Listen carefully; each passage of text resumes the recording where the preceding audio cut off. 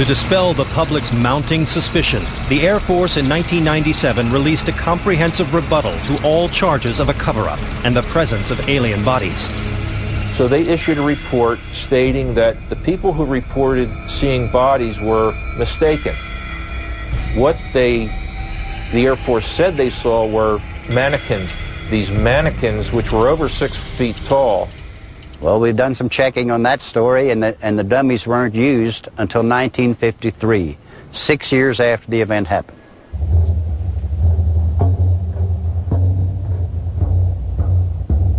Today, Roswell investigators know they need more solid evidence to prove that aliens exist. If we were able to take some physical evidence and have it tested and prove without doubt, scientifically, that it is not from Earth, then I think we would start getting some support, and that would be my holy grail. For most people, the biggest question is why the government would expend so much energy for so long to cover up the existence of aliens.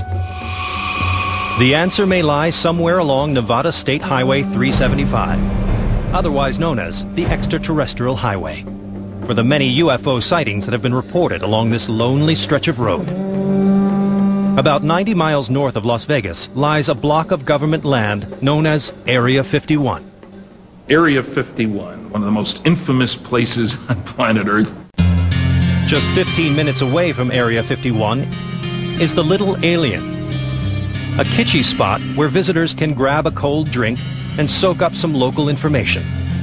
I've had people from NATO here. We've had CIA. We've had you name it, we've had it. It's just an interesting place. People have, they have a need for knowing what goes on beyond the mountain range.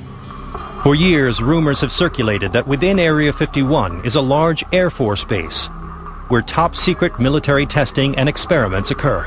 Area 51 probably has Aurora aircraft, the successor of the SR-71. I know it's got a lot of, they're called unmanned aerial vehicles. These are these remote-controlled devices, which can even fire rockets. Area 51 is exempted from federal, state, interstate, and local environmental laws. And when questioned, the government's response is no comment.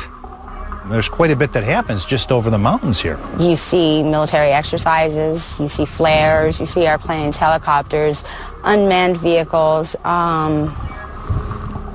Other than that, you see things you can't explain.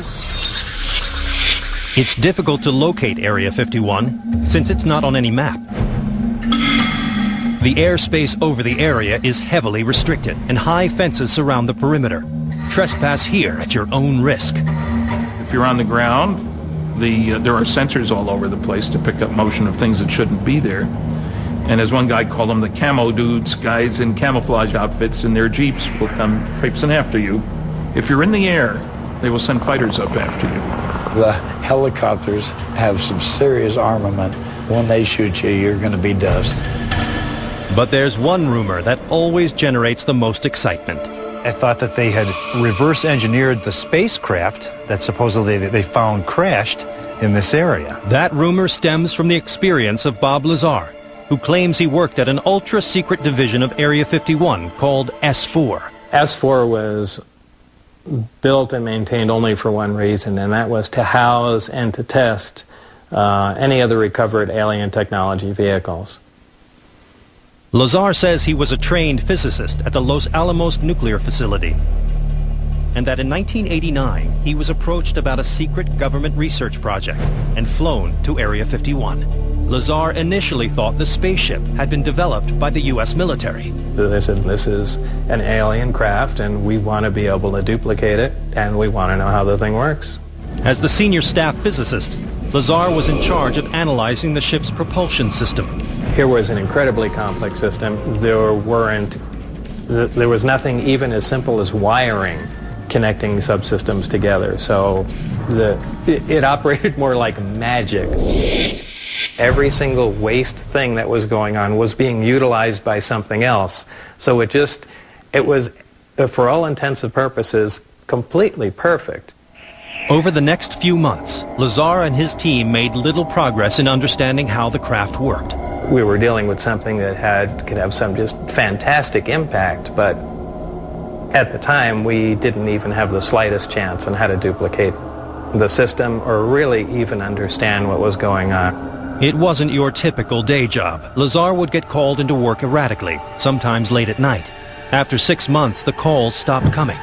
Lazar told a few close friends about his experience, and then things got scary. They started following me around more than usual. And friends that I hung around, they even started noticing people following us around. And I started getting a little concerned, thinking, am I all of a sudden going to get wiped out in some way? And this really started looking like a Mission Impossible episode. Lazar claims he went public with his story to protect himself. But many people, like UFO expert Stanton Friedman, don't buy any of it, calling Lazar a fraud. He isn't a nuclear physicist. He doesn't have a degree from anywhere. Didn't go to MIT or Caltech, as he claimed. That he didn't work for Los Alamos. He worked at Los Alamos for a subcontractor. But Lazar insists that the government deleted all of his academic and professional files.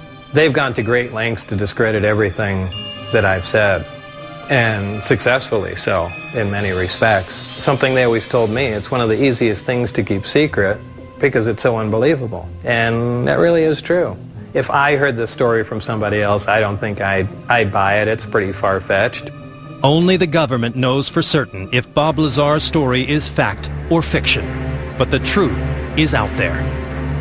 Coming up, a very close encounter of the third kind.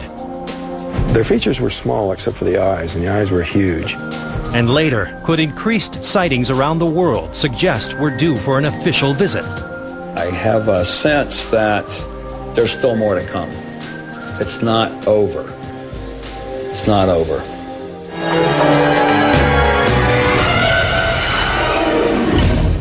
Three hours north of Phoenix, the small town of Snowflake lies at the edge of Arizona's White Mountain region. A popular destination for camping, fishing, hiking, and skiing. This high-altitude area enjoys plenty of sunshine year-round. But you don't want to be stranded on these mountains on a cold, dark night. Just ask Travis Walton. Born and raised in Snowflake, he's still haunted by his intimate encounter with alien beings more than 30 years ago. For years after the incident, it occupied my every thought all the time. It was something I just couldn't shake out of my mind. At the time, Travis was 22 and working on a logging crew in the Sitgreaves National Forest, just outside of town. On November 5th, 1975, the team of 7 men piled into a pickup truck after a long day's work and headed home just after dusk. We're coming down this road, and we saw some glimmers of light coming through the trees off to the side, up ahead. We were thinking, well, maybe a forest fire or maybe an airplane had crashed and was hanging up there in the trees or something, because it was just something really very strange. As the men got closer to the source of the light, they all fell silent. We looked off to the right side, and we saw this object. This was less than 100 feet away, this glowing metallic object hovering there, outlined against the sky. Just the most incredible thing we'd seen. Somebody yelled out, "It's a spaceship." I mean, it was just incredible. And I yelled, "Stop the truck." To the horror of the other men, Walton got out of the vehicle. And they started yelling at me to stop and get back in the truck. But at that point, you know, the way I was back then, you young guys, I was kind of showing off for the crew.